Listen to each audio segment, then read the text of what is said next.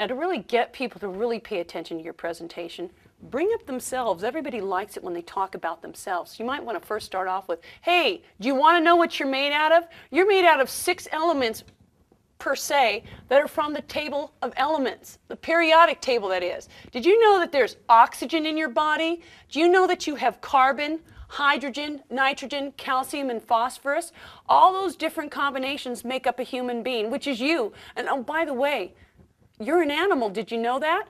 So if you point that out to people and show them what you're all made out of, it's quite an interesting spectrum. And it makes you so human. It really does. So there you have it.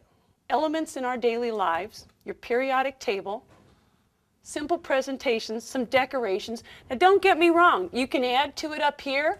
You can put little things here. You might even put a little Play-Doh man up there, but anything to make it interesting or three-dimensional. You might even put the Play-Doh man up here, but there you have it. It's just a very simple science presentation.